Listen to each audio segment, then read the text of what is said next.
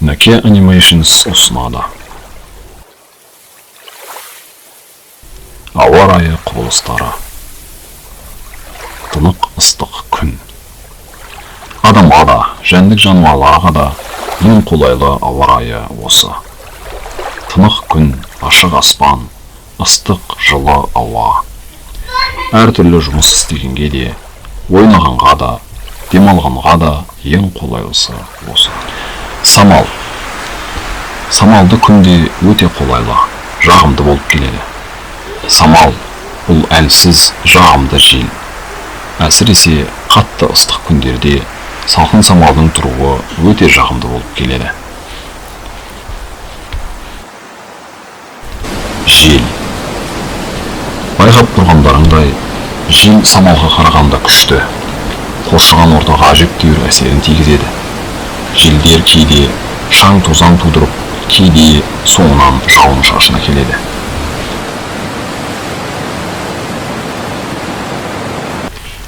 Жаңбыр немесе жауын. Жаңбырды бәріміз білетін шығармыз. Бұл көріністердегі жай ғана бір жайлы жаңбыр.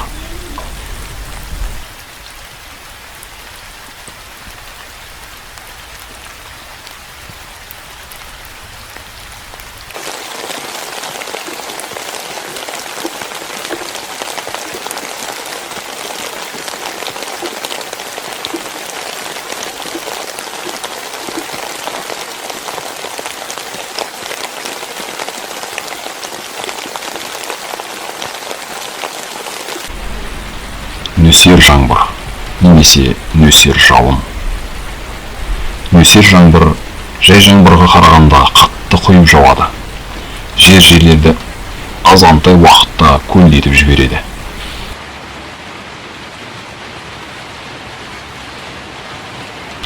Найзағай. Найзағай табиғаттың өте бір қорқынышты құбылыстарының бірі. Ол аспанда бұлт басқанда, жаңбыр немесе нөсер жауып тұрғанда пайда болады. Оның жарқылы күшті, дауысы қорқынышты болып келеді. Күшті жел немесе дауыл. Бұл желдің қатты деп соғуы. Күшті желдер кейде ағаштарды сындырып жіберуі мүмкін. Дауыл. Дауыл бұл желдің апатты жағдайға жақындап келуі. Басқа тілдерде оны шторм немесе storm деп те атайды. Дауыл кезінде жел сондай қатты соғып, теңізде үлкен толқындар тудырады. Ол толқындар кейде жағажайда кішігірім апатқа әкеліп отырады.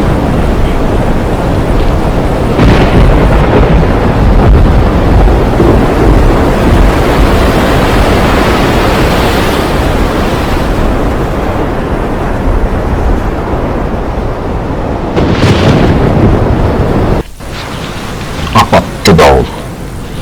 Бұл өзімен бірге үлкен апат алып келетін өте күшті дауыл. Бұл дауыл кейбір жеңіл нәрселерді ұшырып әкетеді. Теңізге жақын жерлерге су тасқындарын әкеледі. Басқа тілдерде оны ураган немесе hurricane деп те атайды.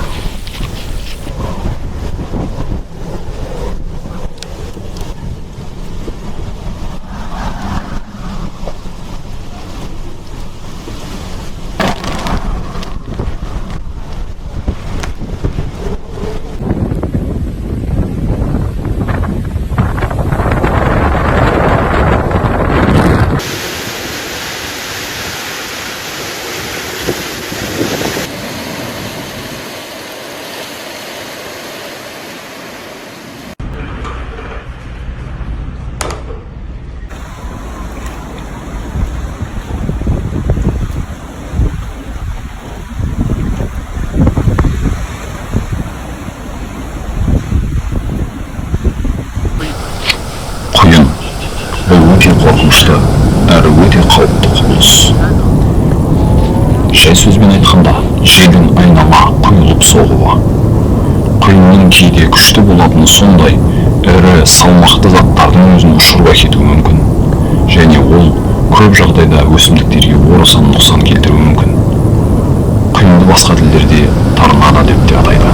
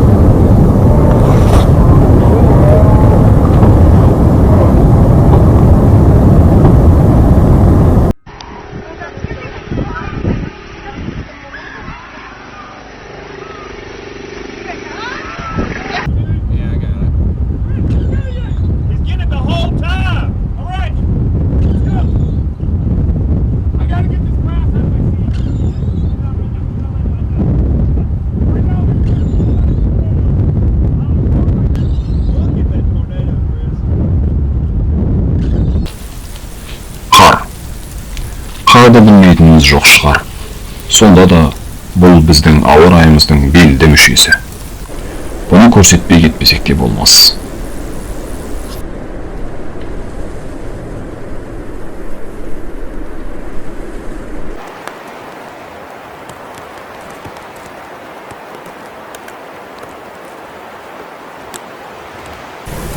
Қарлы боран немесе боран. Бұл қардың желмен бірге борап жаууы.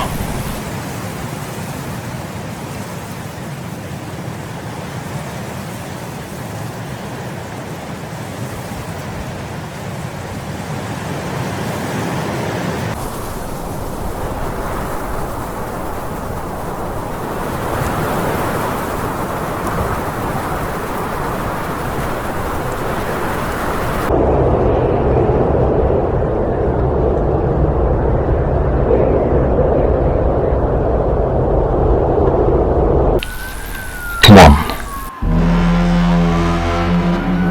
Бұл бір қызық көрініс. Тұман кезінде алдыңдағы зат қана көрінеді де, алыстағы заттар көрінбей қалады. Сондықтан тұман кезінде көлік айдау, жолда жүру қауіпті. Абай болу керек. Тұман кезінде табиғатқа шыққан адам адасып кетуі мүмкін.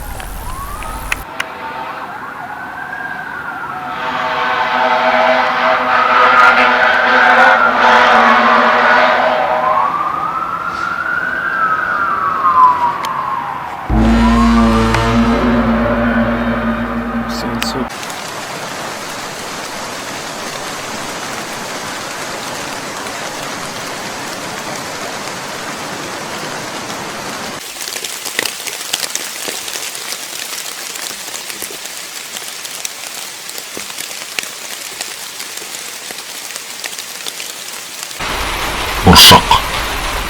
Кейде жаңбыр жауғанда жаңбырмен араласып бұршақ жаууы мүмкін.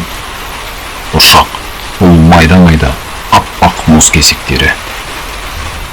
Бұл да бір керемет құбылыс, және бұның да өсімдіктерге әкелер зияны орасан зор.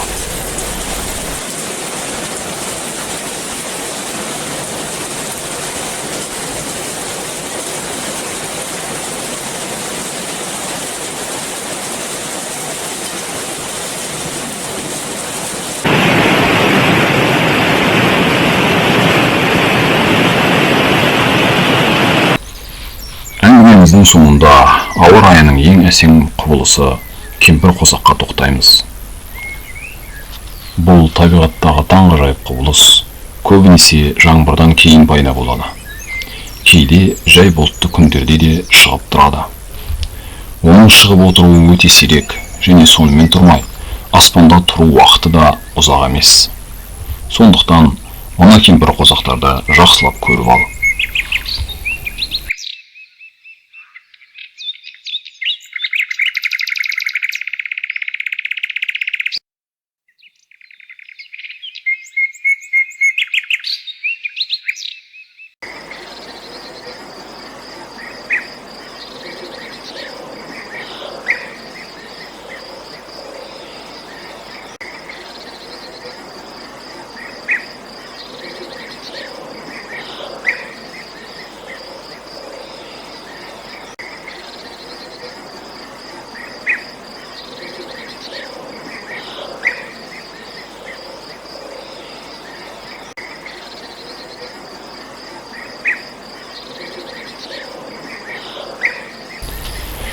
Балаларға арналған бұл видеомыз ұнаса, лайк басып, каналымызға жазылыңыз, яғни подписаться пернесін басыңыз.